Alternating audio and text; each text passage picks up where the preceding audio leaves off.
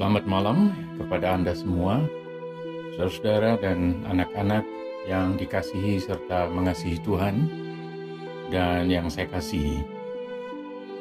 Marilah kita bersatu hati dalam doa bersama. Saya Kadermanto Karjawasito akan mendampingi Anda pada saat ini. Dalam situasi apapun yang sedang Anda hadapi, saya berharap masih ada ruang dalam hati, dalam pikiran dan perasaan Anda untuk menerima kehadiran Allah dalam sabdanya, serta memberikan kesempatan kepada sabda itu bersemayam, serta mencerai hidup Anda sehari-hari. Mari kita melantunkan Kidung Jemaat 81, bait yang kedua, O datanglah Immanuel. O datang penasih Yesai, patahkan belenggu padi, dan umatmu lepaskanlah dari lembah sengsaranya.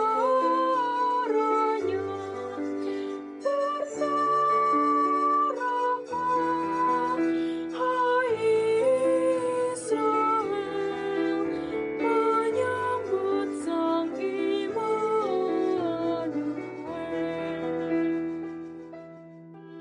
Sebelum membaca Alkitab, mari kita bersama-sama berdoa. Ya Allah, Bapa, Putra, dan Roh Kudus, pada saat ini kami hendak membaca Alkitab.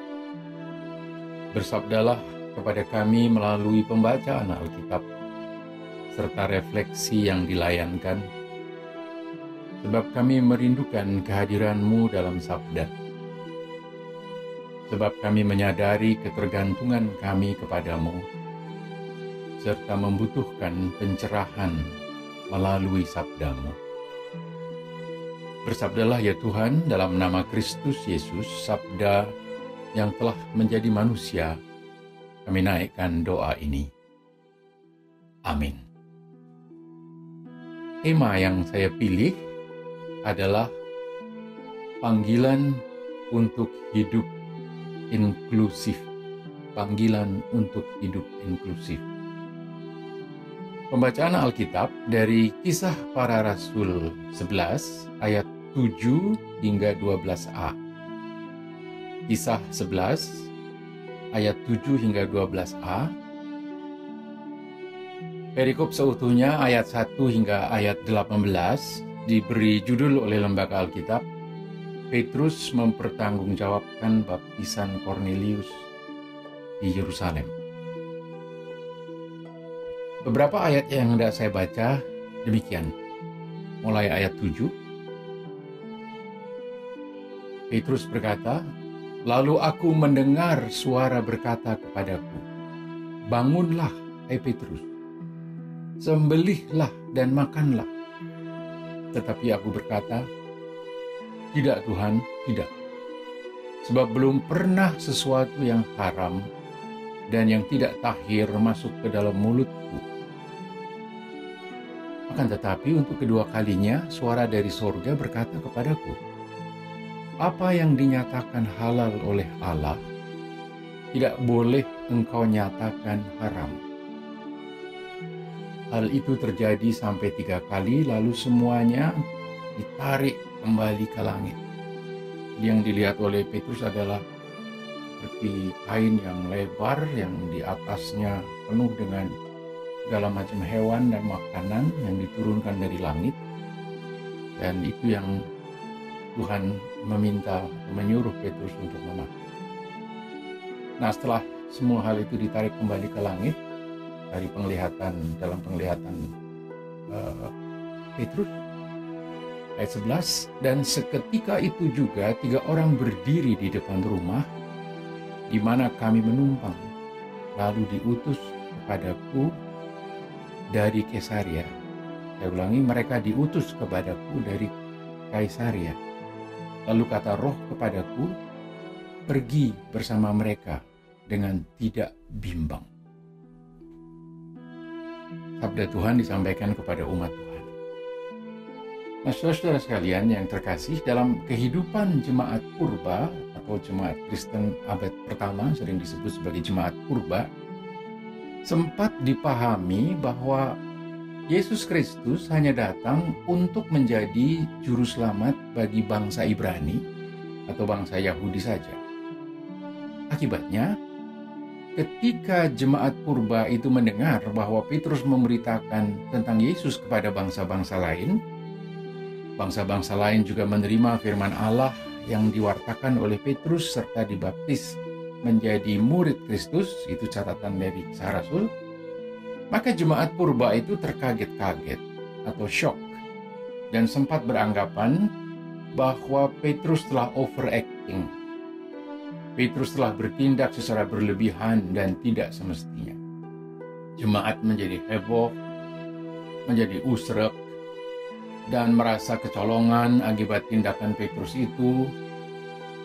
Dan tindakan Petrus itu sempat menimbulkan disrupsi dalam kehidupan jemaat purba di Yerusalem. Disrupsi ialah gangguan atau masalah yang menginterupsi suatu keadaan, suatu proses atau suatu aktivitas yang dinilai berjalan secara normal.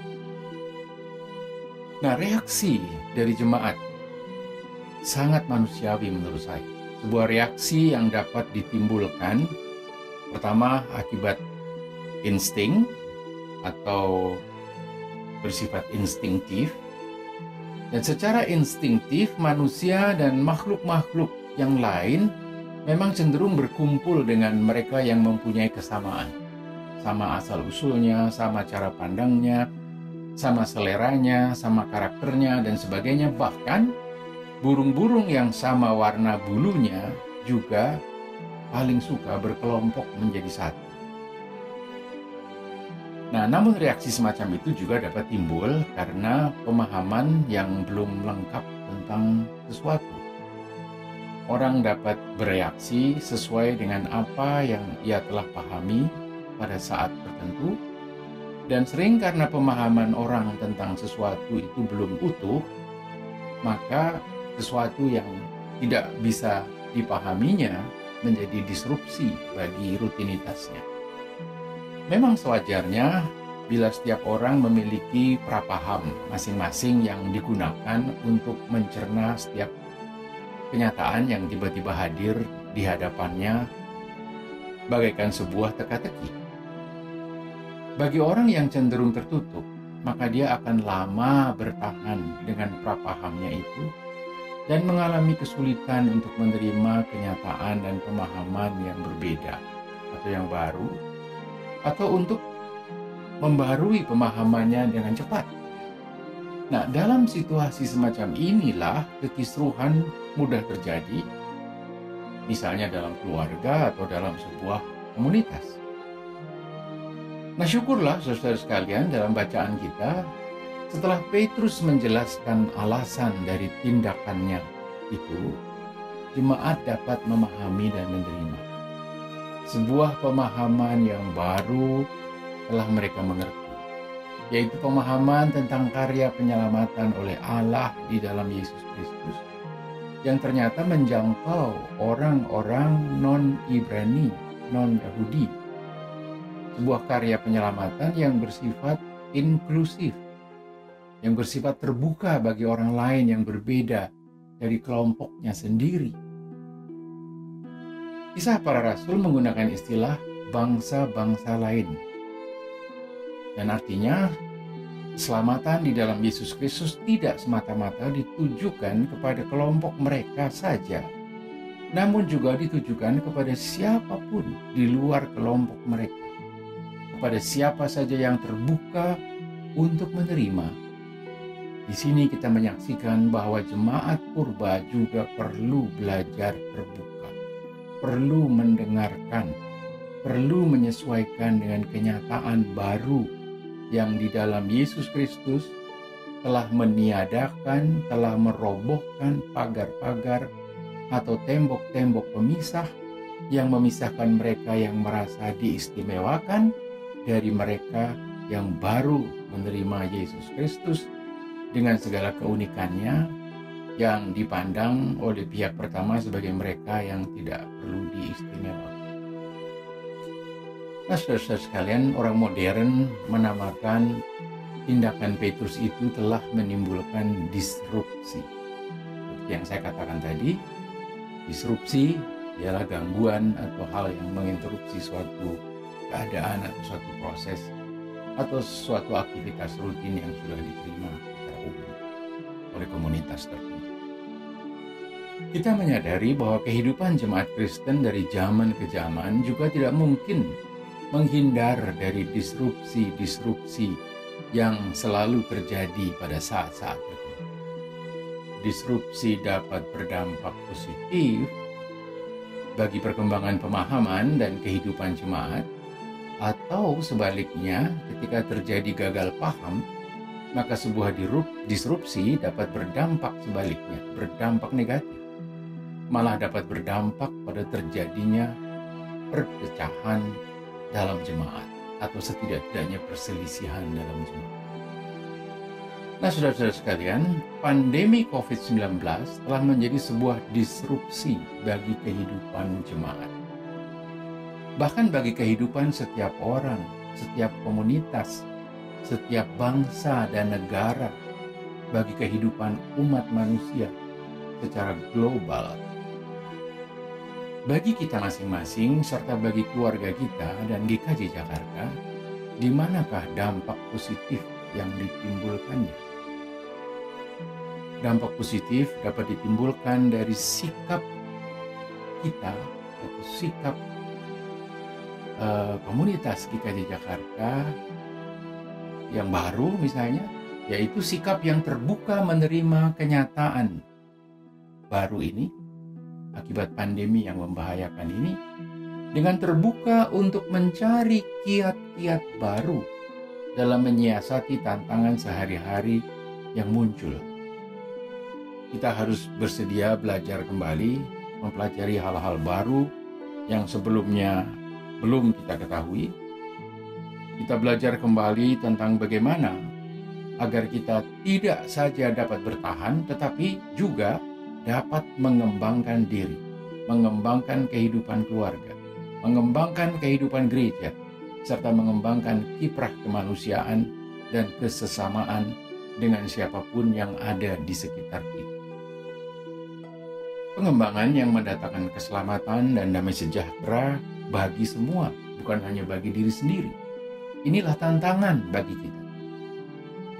Nah, saudara-saudaraku, kiranya kehadiran Allah yang sedang merangkul semua juga tercermin dalam sikap kita yang inklusif dan terbuka untuk belajar tentang hal-hal yang baru, tentang pemahaman-pemahaman baru, serta terbuka menerima kenyataan baru yang dihadapkan kepada kita semua pada saat ini. Amin. Kita naikkan doa Bapa kami dalam madah berikut. Bapa kami yang di surga, dikuduskanlah nama-Mu, datanglah kerajaan-Mu, jadilah kehendak-Mu di bumi seperti di surga, seperti di surga jadilah. Berikanlah pada hari ini makanan kami yang secukupnya. Ampunkan kesalahan kami seperti kami harus mengampuni, dan jangan bawa kami ke dalam pencobaan,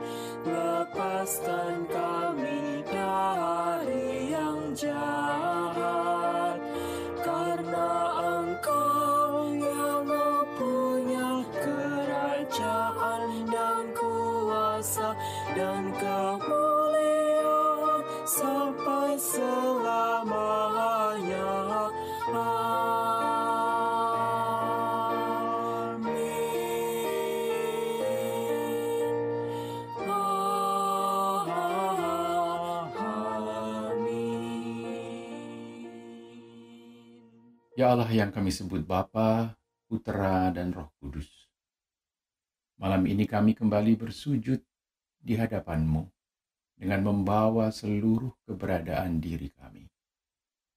Kami ingin tetap menjadi para murid-Mu yang selalu terbuka untuk belajar, terbuka untuk menerima kenyataan yang baru, terbuka untuk hidup bersama dalam keragaman yang berasal dari keunikan kami masing-masing, terbuka untuk saling mendengar dan saling menceritakan. Sebagai ciptaan yang diciptakan menurut gambar-Mu, mampukanlah kami untuk berkata-kata, baik untuk menyampaikan sesuatu maupun untuk menanggapi apa yang disampaikan oleh saudara kami. Engkau telah menciptakan segala sesuatu dengan firman-Mu, dan semua yang tercipta itu baik adanya. Mampukanlah kami untuk mencerminkan hal itu juga melalui komunikasi timbal balik yang tulus dan lancar di antara kami, sehingga sesuatu yang baik pun dapat terwujud dalam persekutuan dan kebersamaan kami. Kami sebagai keluarga, kami sebagai jemaat gereja, kami sebagai majelis gereja, kami sebagai ministerium, dan kami sebagai masyarakat dan bangsa Indonesia. Ya Allah, kiranya kami pun dimampukan untuk terus-menerus membarui serta menambah pemahaman kami, seiring dengan semua perubahan dan disrupsi apapun yang dapat terjadi. Sehingga kesaksian kami melalui hidup kami pun menjadi bermanfaat dan berarti bagi sesama kami, bukan sesuatu yang mengada-ada. Jauhkan kami dari hanya memikirkan diri kami sendiri, dan mampukanlah kami untuk menerima kehadiran mereka yang berbeda dari diri kami. Ya Allah, pandemi yang sedang melanda dunia telah menjadi masalah dan gangguan yang tidak sederhana dalam hidup kami semua. Berilah kami kelenturan untuk belajar menyiasatinya secara arif, sehingga kami tetap dapat melanjutkan kehidupan kami dengan kreatif serta inovatif. Melengkapi diri dengan kecakapan-kecakapan baru yang dibutuhkan. Merevisi cara pandang kami yang lama, yang menghambat kemampuan kami untuk merespon tantangan baru akibat pandemi, serta mentransformasikan diri kami agar kami tidak saja dapat bertahan, namun kami juga dapat berkembang dan peduli kepada sesama kami yang memerlukan uluran tangan kami untuk bersama-sama mengatasi masalah yang sedang menimpa manusia. Dalam pengasihan-Mu, kami mohon. Tuhan,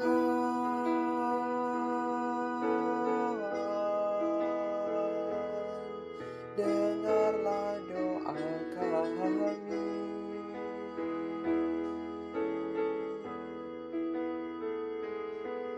Tuhan,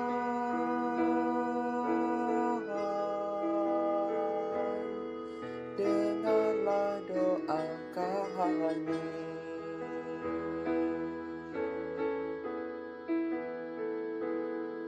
Tuhan,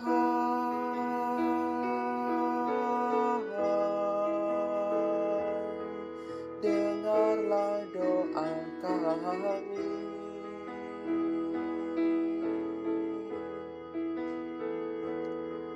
Tuhan,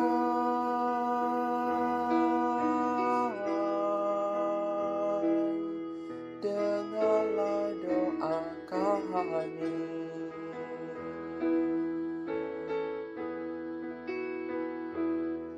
Tuhan,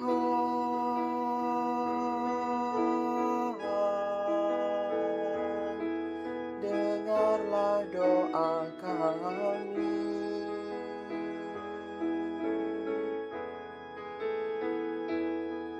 Tuhan,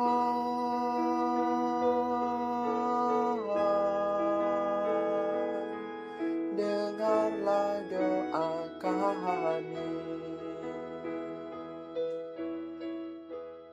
Amin. Kita menyanyikan "O Datanglah Immanuel", Kidung Jemaat 81, bait yang kelima. Kidung Jemaat 81, bait yang kelima.